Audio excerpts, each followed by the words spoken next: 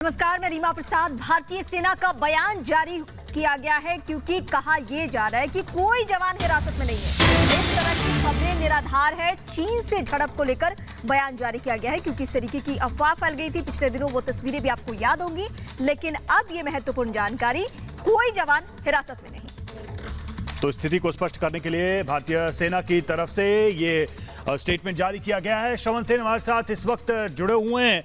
श्रवण, क्या कहा गया है भारतीय सेना की तरफ से दिए गए बयान में?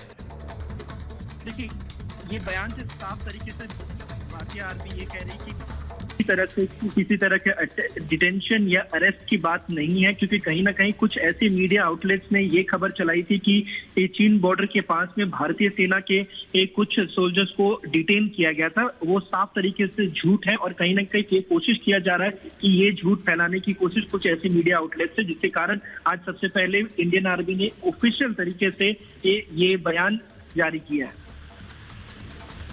तो शुक्रिया आपका श्रवण में जुड़ने के लिए और जानकारी पहुंचाने के लिए। तो जो हिरासत की जितनी खबरें थी वो तमाम खबरें निराधार हैं।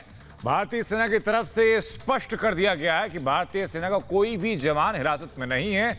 चीन से झड़प को लेकर के ये अफवाह फैलाई गई थी और अब इस बात को स्पष्ट कर दिया गया है भारतीय सेना की तरफ से कि कोई भी जवान हिरासत में नहीं है। ये जो तमाम अफवाहें फैलाई गई थी राष्ट्र हित को ठेस पहुंचाने वाली या जवानों की गिरफ्तारी वाली, ये तमाम खबरें गलत हैं। ऐसा कुछ नहीं है। चीन की तनातनी पर सेना की तरफ से बयान देकर स्थिति स्पष्ट कर दी गई है, हालात साफ कर दिए गए हैं। तो चीन से तनातनी की स्थिति लगातार बरकरार है, लेकिन इस बीच जो अफवाहें थी उसको खारिज कर दिया है सेना की तरफ से। ये बयान जारी करके पब्लिक फोरम में ये बातें रखी गई है कि कोई भी जवान हिरासत में नहीं है। लेकिन इस बीच हुआ क्या है ये भी हम आपको लगातार तस्वीरों के जरिए बताते रहे हैं। पिछले दिनों भी झड़प की तस्वीरें सबके सामने थी क्योंकि चौतरफा घिरता हुआ चीन लगातार भारत की सीमा में दखल देने की कोशिश कर रहा है। ये वही तस्वीरें हैं और इससे पहले 2017 में भी दरअसल ऐसा वाकया पेश आया था। वो तस्वीरें भी आपके सामने है। एक एक कर वो तमाम तस्वीरें हम आपके सामने रख रहे हैं।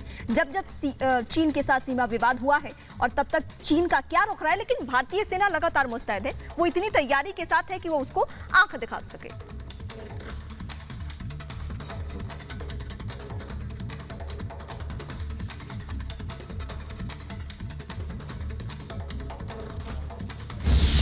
महाराष्ट्र के नांदेड़ में आश्रम में घुसकर साधु और उनके सेवादार की हत्या। हत्यारों का अब तक कोई सुराग नहीं। 1 महीने के अंतराल में दूसरी बार साधुओं की हत्या।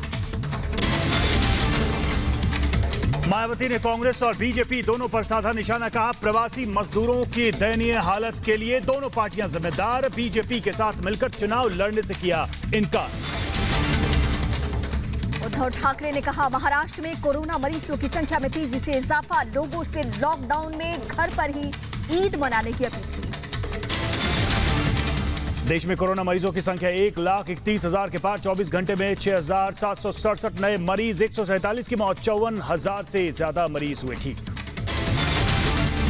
दिल्ली में 24 घंटे में कोरोना के 508 नए मरीजों की कुल संख्या 13,000 के पार। अब तक 261 लोगों की जान जा चुकी है। और महाराष्ट्र में 24 घंटे में 87 पुलिसकर्मी कोरोना संक्रमित। अब तक 1758 पुलिसकर्मी कोरोना के शिकार, 18 की जान गई।